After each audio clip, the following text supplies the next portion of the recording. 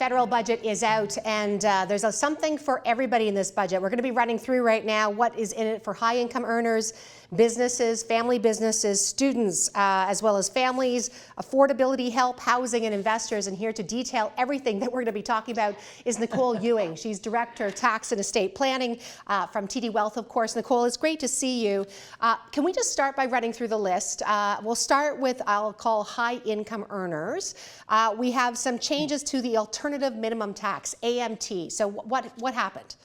We do, and this has been a topic of discussion. We've been really looking forward to seeing the details here because it was mentioned in the past couple of years that we might see a change to the alternative minimum tax, and finally we have those details. So currently, an alternative minimum tax applies to certain situations where the government considers you have used excessive credits or deductions or tax strategies to reduce your income down. And the limit now is $40,000 and a tax of 15% will apply. What's changing now is we're going up to a 20.5% tax, but it is only going to apply to those who are at the beginning of the top federal rate of tax. So it's about $173,000. So this is much more, I'll say, targeted to those who are the high income earners, and perhaps a bit of a reprieve for some of those who are caught by this in the middle income earning. But yeah, it's nice to have the details on this, but there are going to be some real changes to what's included. So for example, we're going to have an inclusion, I think, at 30% on donated public securities that would typically not be included, and so that's going to be in there. We're seeing an increase of the capital gains from 80 to 100% inclusion rate. So a lot of details that we're going to need to work our way through.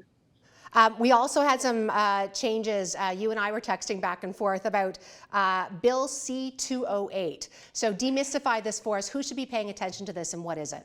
So this is the bill, again, for a number of years. We've been looking forward to the details. It's come out and there's been a couple of amendments. And so here we are now where the government is essentially trying to get to what it was originally intended to do, which is to even the playing field between family members and strangers, arm's length people, with respect to how the transfer of a business is taxed. And previously, those who were in families and had the intergenerational transfer were actually at a disadvantage. So there's been a number of things in the last couple of years that have really aimed to change that, and now we have a lot more details on that front as well. So there's a couple of new different regimes that have been put into place for those who are the immediate intergenerational business transfer and the gradual intergenerational transfer, and there'll be a different set of rules that apply there as well. So a lot of details that we have been waiting some time for, and that will probably allow people to plan their affairs with more certainty now. I'm going to mix up some of the big ones with some of the smaller ones too, and just stay with the business theme, but there's something about lowering credit card transaction fees for small businesses. More to come on that?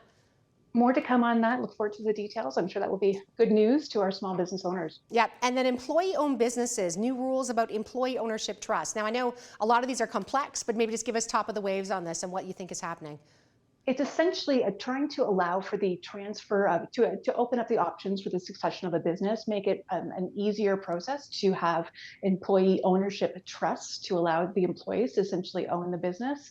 And there will be some of the rules that would normally prohibit that, make that difficult with a trust. So the 21-year deemed disposition rule, for example, that won't apply. And there'll be other rules that are modified to encourage this option for employees to essentially take over the ownership of a business via an employee ownership trust. And then finally, I said mixing things up a bit, but for proprietors, for individual tradespeople as well too, there's a little more money in there for helping them for things like tool expenses.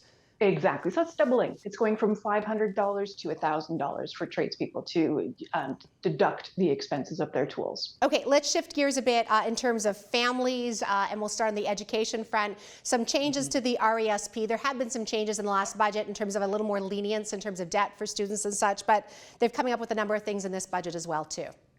There are, and this is really good news. So currently there is a limit on how much you can access of the employee education assistance payments, and so those are the the income and the government grant portion of the RESP. And that is currently limited to $5,000 for that first 13-week period when you're starting school.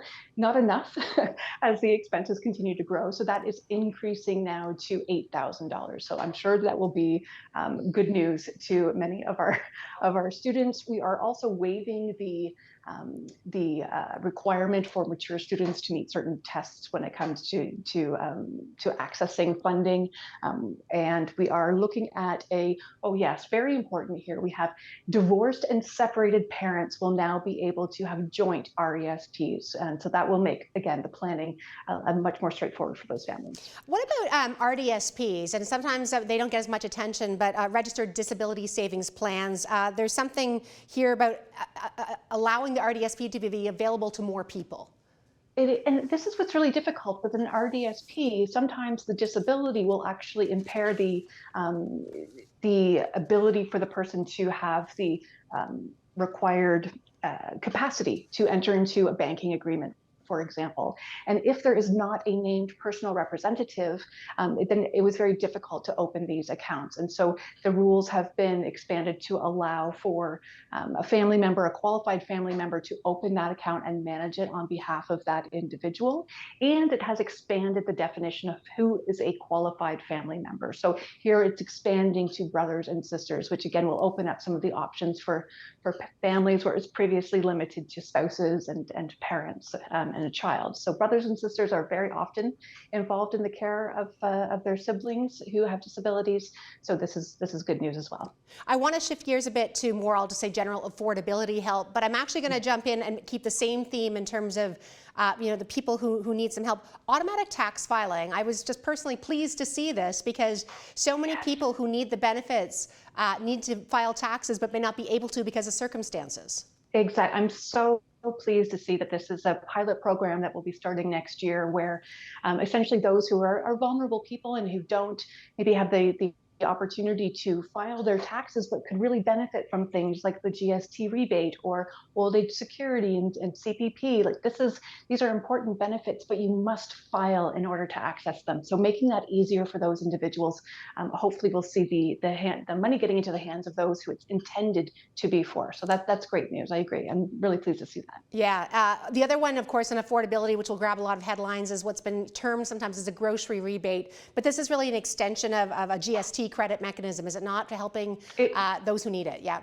Exactly. This is similar to what was announced last year in the fall. So we're having a doubling of the GST credit, and that's great news. And you don't have to use it for groceries, despite it being referred to as the grocery rebate. So that will get again more money into the hands of our lower income folks who could really benefit from that. So that's, I'm sure, welcome news for that group. Another one for affordability: a federal dental plan also being provided to people who need dental services.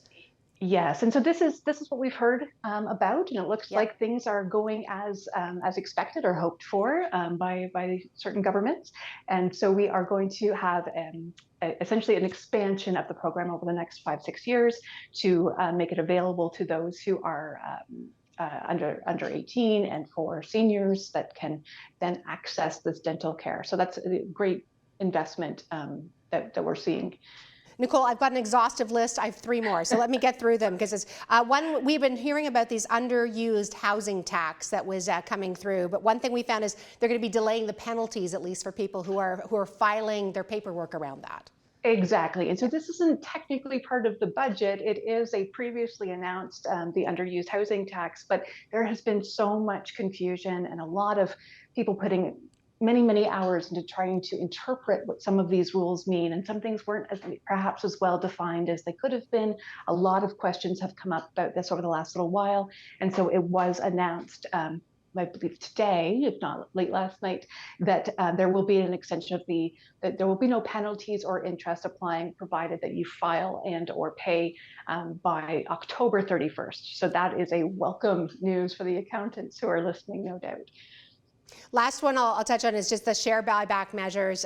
Again, we had heard in the previous economic statement that this is something they were looking at. This could be effective in 2024 in terms of allowing for companies who want to buy back their shares. I would say there's probably no immediate tax perspective from yours, but from an investor standpoint, share buybacks are a good thing. This is maybe it has companies think twice about doing it.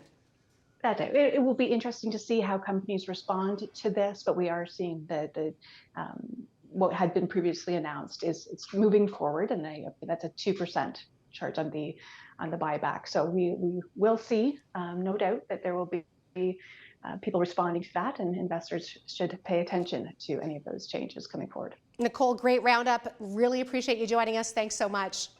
Oh, my pleasure, Kim.